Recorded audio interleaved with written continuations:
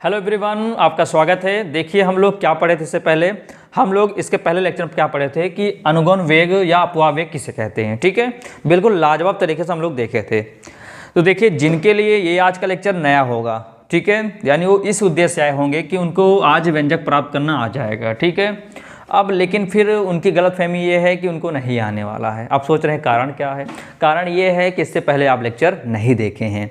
तो आपसे गुजारिश ये है कि हमारे चैनल के प्लेलिस्ट में जाकर इससे पहले जो अनुगौण वेग अपवाह वेग आपको बताया गया उसको आप समझ लीजिए। जब उसको समझ लेंगे तो ये वाला टॉपिक आपके लिए एकदम मक्खन मलाई पूरा चूरन हो जाएगा। बात समझ आ रहा है ना, एक झटके हम आपको हजम कर ले जाएंगे। ठीक, चलिए देर न करते हुए लाजवाब तरीके से समझते हैं। कॉपी पेन लेकर साथ बैठिए और लगातार हमारे साथ बने रहिए। ठीक, देखो एक प्यारा सा आपको चित्र दिख रहा होगा, अच्छा सा, उतना अच्छा तो नहीं बना है लेकिन ठीक है, प्यारा सा दिख रहा है चित्र। ठीक है, इसमें देखो ये जो, अब देखो अच्छे समझना, जैसे जैसे मैं बोल रहा हूँ मुँह से वैसे वैसे आप उसको लिखते चलिएगा। ठीक है, अभी पहले इसको समझिए, मैं लिखवा देंगे आपको। ठीक, एक चालक है, एक चालक क्या है यहाँ पर पी क्यू है। एक चालक क्या है पी क्यू है, जिसकी लंबाई कितनी है स्मॉल एल है। ठीक है, इसको ये क्या है कुंजी, क्या है कुंजी से लगे एक सेल द्वारा क्या किया गया है, जोड़ा गया है। ठीक है, एक चालक ये दिखा जिसकी लंबाई L है, चालक कैसा है PQ है जिसकी लंबाई L है, उसे कुंजी से लगे सेल द्वारा क्या किया गया है, संबंधित किया गया है, जिससे P से Q की ओर एक वैद्युत क्षेत्र उत्पन्न हो जाता है, जिसके कारण यहाँ पर क्या हो रहा है, P और Q के बीच में एक क्या उत्पन्न हो जा रहा है, विभवांतर। और उस विभवांतर के कारण क्या हो रहा है कि यहाँ पर जो इलेक्ट्रॉन है वो इस वैद्युत क्षेत्र से विपरीत दिशा में गति कर रहा है।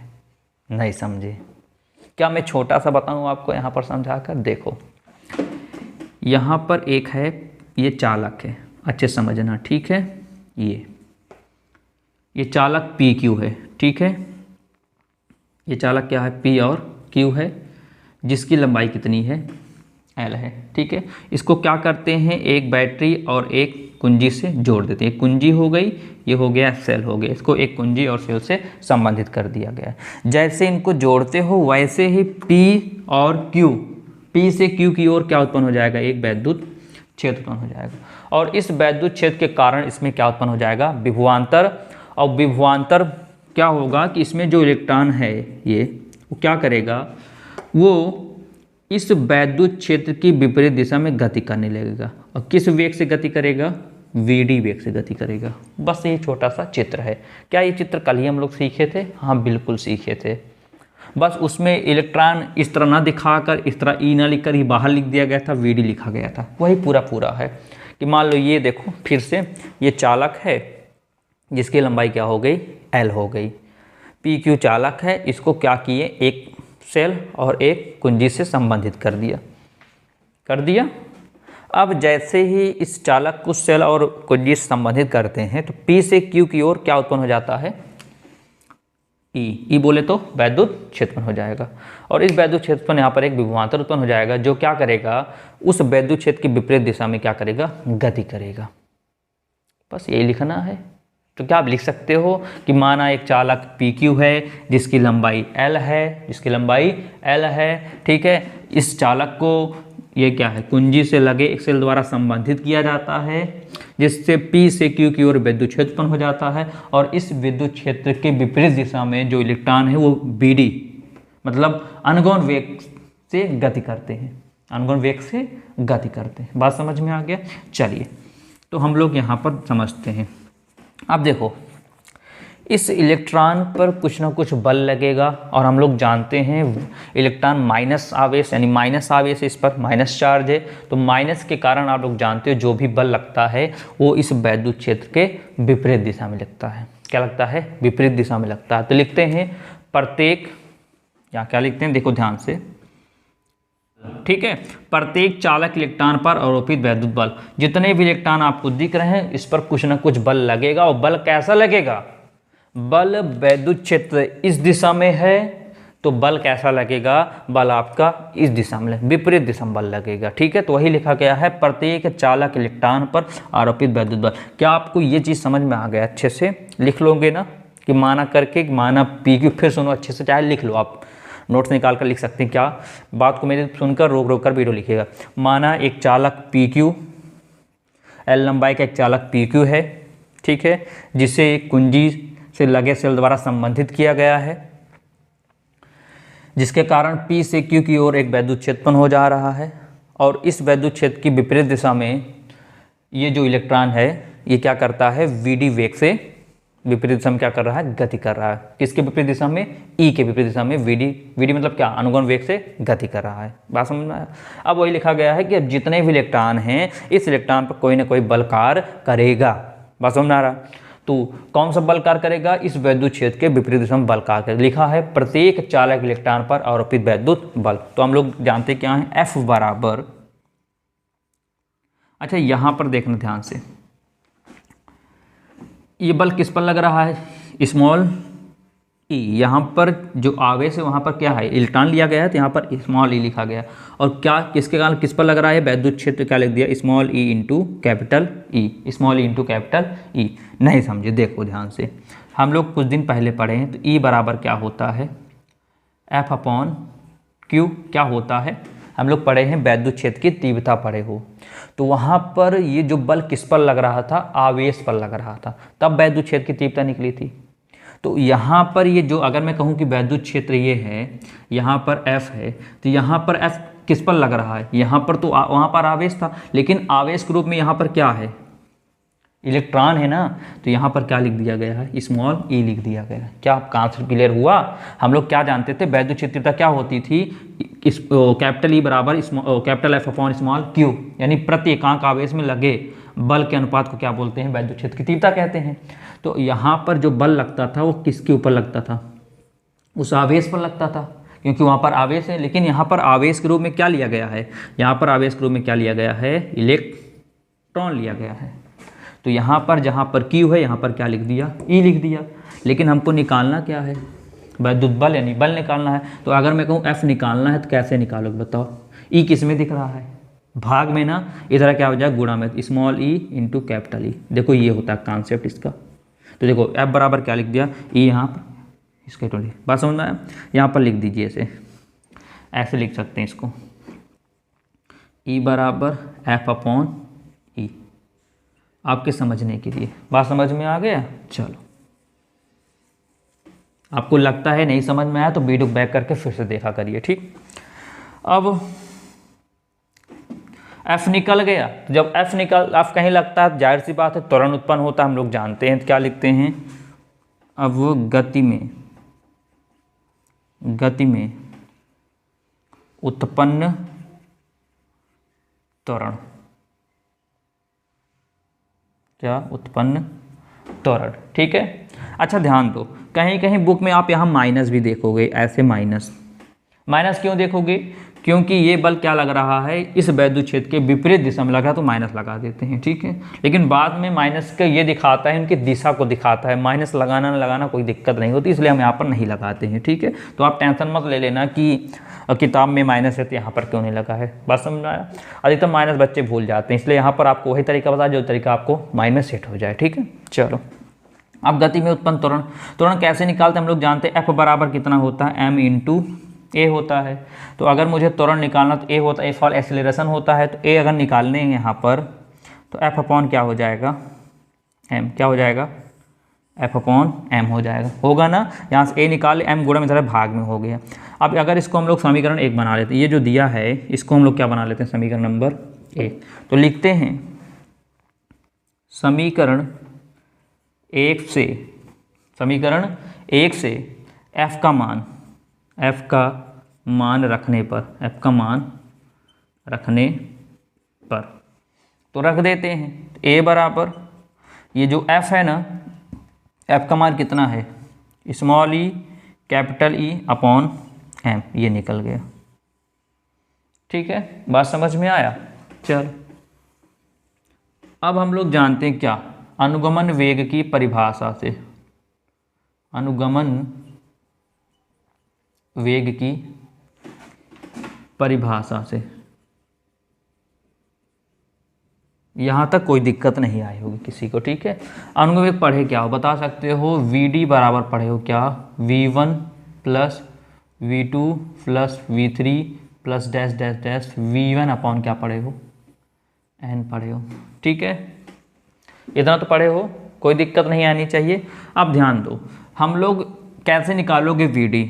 अब देखो ध्यान से, यहाँ पर A भी दिया है पहली बात, ठीक है, उसके बाद V भी दिया है दूसरी बात, तीसरी बात अभी हम लोग कुछ इसके पहले लेक्चर पढ़े तो वहाँ पर U आया था तो U भी है।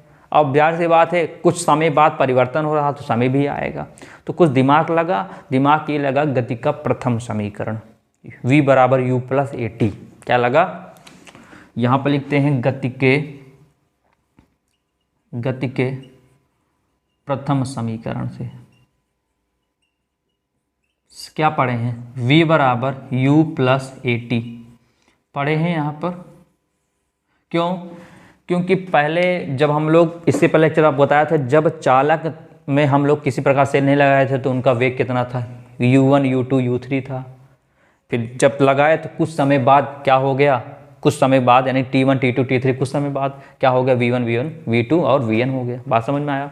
तो हम लोग एक काम करते हैं, करें काम, करते ये हैं, तो यहाँ पर 1 है, यहाँ पर 2 है, यहाँ पर ऐसा इसको भी लिख देते हैं। क्या लिखेंगे, V को हम लोग V1 निकाल, यहाँ क्या हो जाएगा U1 लिख देंगे, A सेम ही रहेगा, यहाँ पर लिख देंगे T1 लिख देंगे।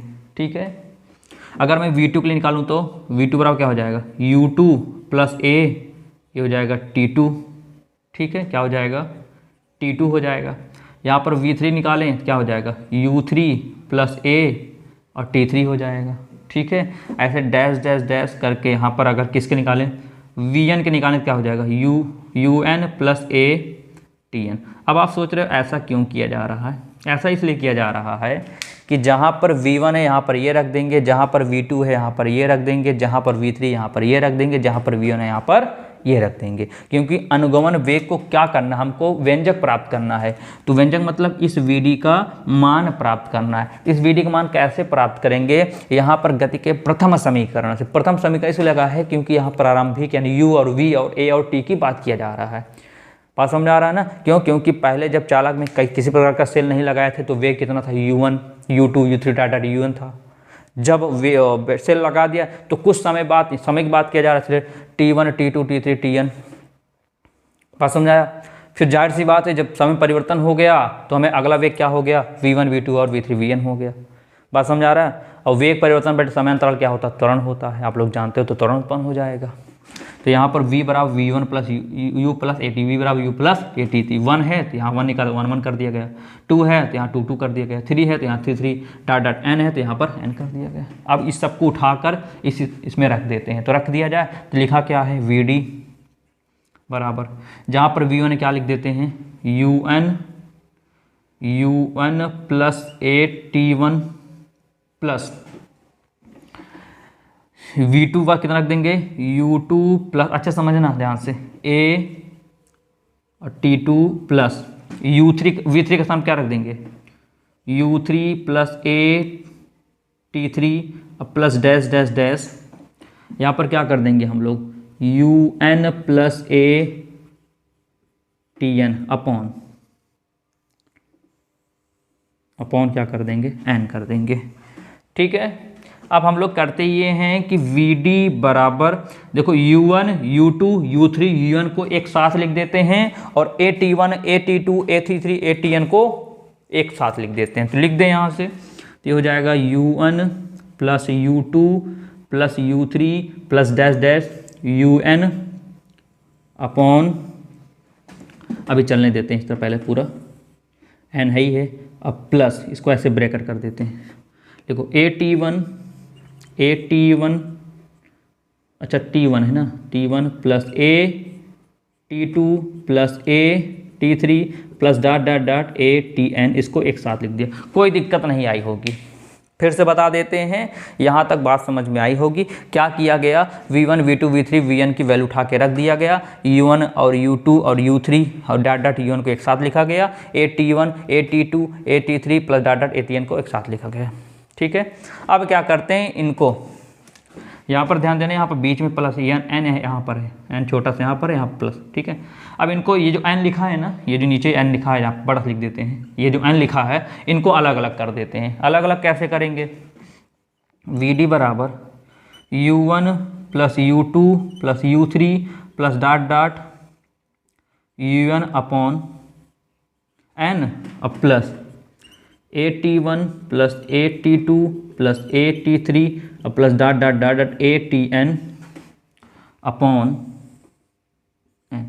क्या कोई दिक्कत हो गई? नहीं, दिक्कत कुछ नहीं होगी। अलग अलग अभी मैं इनको जोड़ूंगा ना, नीचे वाला देखो हर समान है, फिर से यही वाला स्टेप फिर से आ जाना है, ठीक है।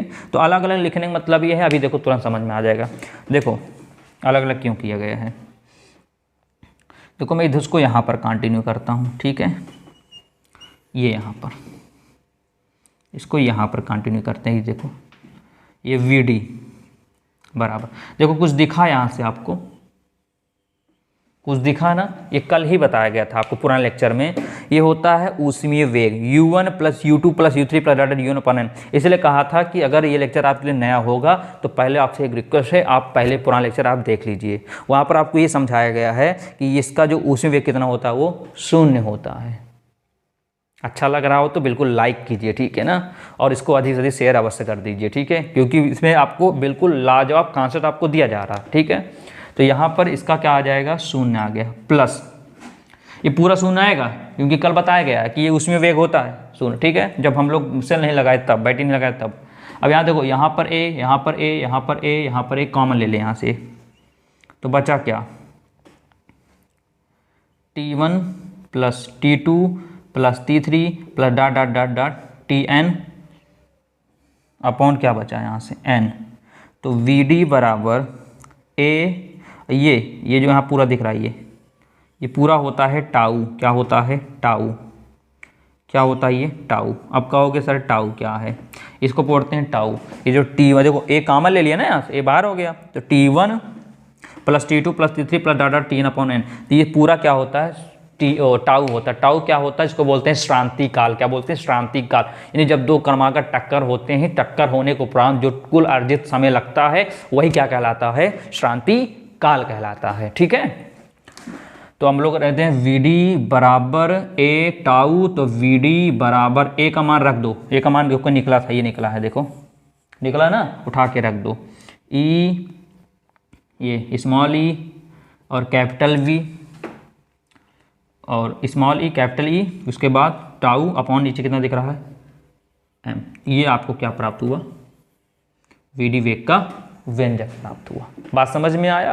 और ई का मान यहाँ पर रख भी सकते हैं, v अपॉन एल होता है। कितना होता है, v अपॉन एल होता है, ठीक है ना। यहाँ पर ई का मान v अपॉन एल, तो यहाँ पर एक मान और रख सकते हैं। इतना भी लिख दोगे तब वो आपका पूरा का पूरा सही होगा, ठीक है। बात समझ में आया। और आगे और रखना है तो यहाँ पर ई का मान रख सकते हैं। ई का मान रखें तो क्या हो जाएगा, ये हो जाएगा Vd बराबर ई, ये हो जाएगा v अपॉन एल एम, और यहाँ पर क्या हो जाएगा टाउ। ये यहाँ से ई का मान रखें तो क्या हो जाएगा, v अपॉन एल होता है, m का m टाउ, ये हो गया।